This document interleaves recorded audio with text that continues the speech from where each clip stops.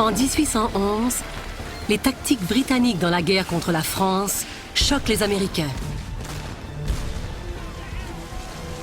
Les frégates anglaises bloquent le port de New York, arraisonnent les navires américains en route pour l'Europe et traitent les marins sans ménagement. Au Congrès, un groupe surnommé les War Hawks, dirigé par Henry Clay, exige des représailles. On nous invite à accepter la servilité, le déshonneur et la honte, à nous incliner devant l'insolence royale. On nous demande qu'avons-nous à gagner en faisant la guerre? Je réponds que nous avons tout à perdre en restant en paix.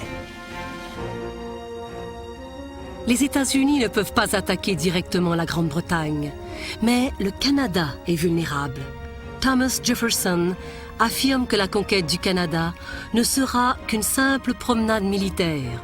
Le major général anglais, Isaac Brock, se prépare à la guerre. Tous les journaux américains sont remplis de résolutions hostiles et violentes contre l'Angleterre. Des associations se forment dans chaque village, dans le but évident d'attaquer nos provinces.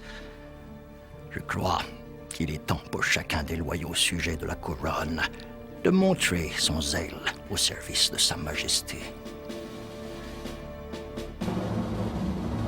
Si les Américains attaquent, Brock aura la tâche presque impossible de défendre le Haut-Canada.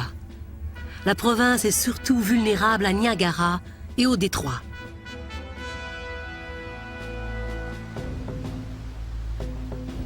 Heureusement pour Brock, les Américains lui fournissent un allié inattendu.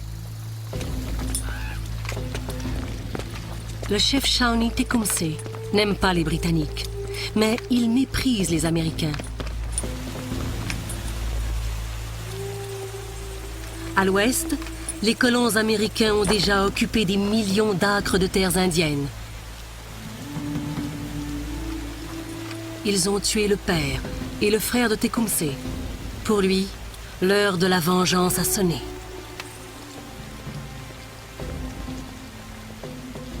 Où sont passées les fières tribus de notre peuple? Elles ont disparu à cause de l'avarice et de l'oppression de l'homme blanc, comme la neige au soleil d'été. Allons-nous nous laisser anéantir à notre tour, sans faire un effort digne de notre race? Allons-nous abandonner sans combattre nos maisons, nos terres, les tombes de nos morts et tout ce qui nous est cher et sacré? Je sais que vous direz comme moi, jamais, jamais. Tecumseh encourage les tribus indiennes à soutenir les Britanniques. Cette alliance change radicalement le rapport de force. Sans lui, le Haut-Canada, défendu par 1600 soldats seulement, semble perdu. Beaucoup des habitants de la province sont de nouveaux immigrants américains. Isaac Brock sait qu'il ne peut pas compter sur leur loyauté.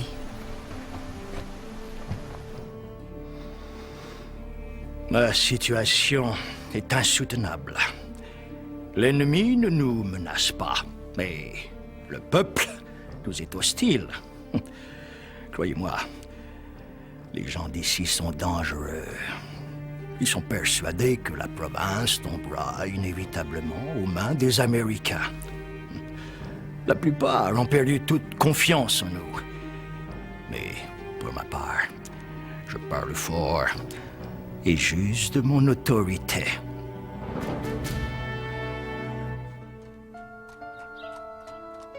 Le 18 juin 1812, le président James Madison signe la déclaration de guerre à la Grande-Bretagne.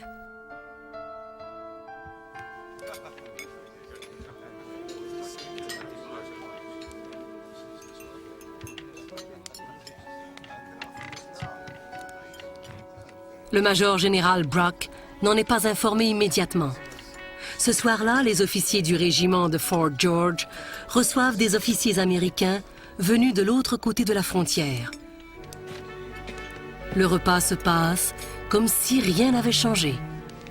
Le lendemain, toute l'énergie de ces officiers militaires sera consacré à trouver le meilleur moyen de s'entretuer. Honor and duty. Honor and duty.